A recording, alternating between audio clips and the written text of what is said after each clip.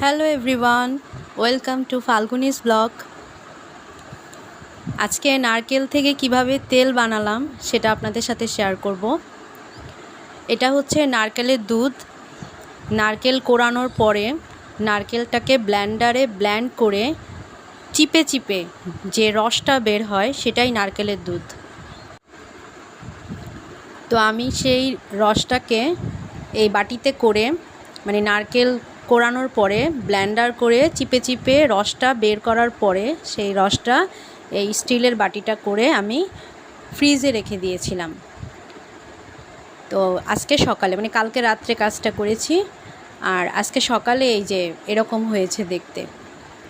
এগুলো মানে দেখতে অনেকটা চুনের মতো দেখতে বা দুধের সরের মতো দেখতে, একটু চাকা চাকা হয় আর কি। তো এগুলাকে আমি এভাবে আলাদা করে নিচ্ছি।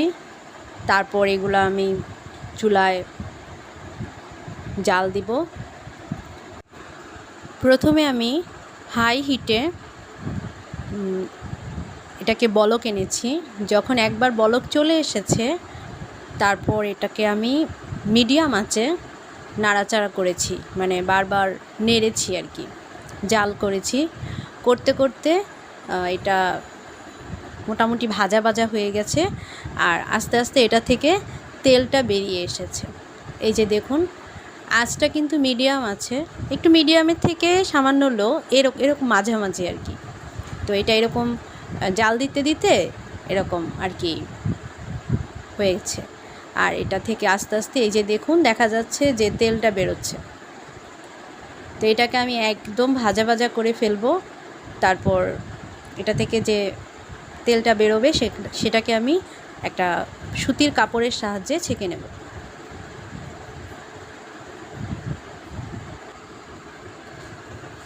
আমি যেহেতু আমার নিজের হাতে বানানো অর্গানিক তেল ব্যবহার করি, তো আমি কি করেছি, এই তেলটা নারকেলের তেলটা মানে খুব সুন্দর হয়েছে। দেখুন একদম ভাজা ভাজা হয়ে গেছে।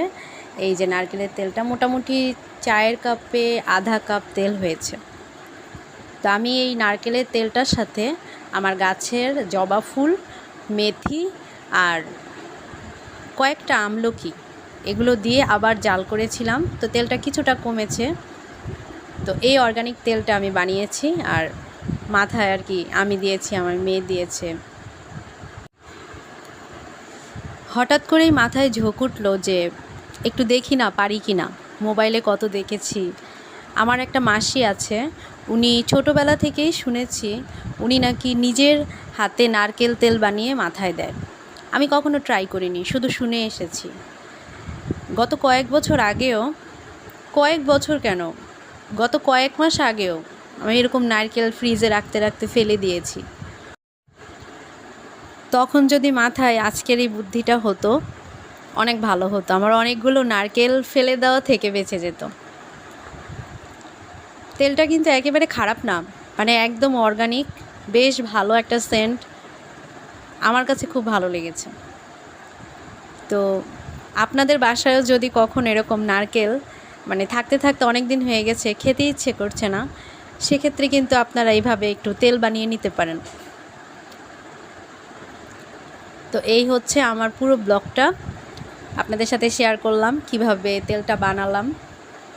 আমি একটুখানি মেথি দিয়েছি। তেলটা অলরেডি যখন তৈরি হয়ে গেছে তখন ছেঁকে নেওয়ার পরে অল্প কয়টা মেথি দিয়ে আমি তেলটাকে বাটিতে করে রেখেছি আর কি, সংরক্ষণ করেছি।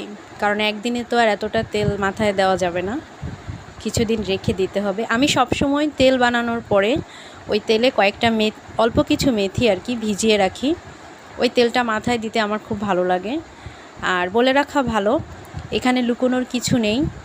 আমরা অনেক তেলই মানে মোবাইল থেকে দেখে কিনি, বাট আমি জুঁই তেল দোকান থেকে কিনে এনে সেটার সাথে জবা ফুল আর মেথি দিয়ে জাল করে ছেঁকে সেটা আমি রাখি, সংরক্ষণ করি, এবং সেই তেলটাই আমি মাথায় দিই।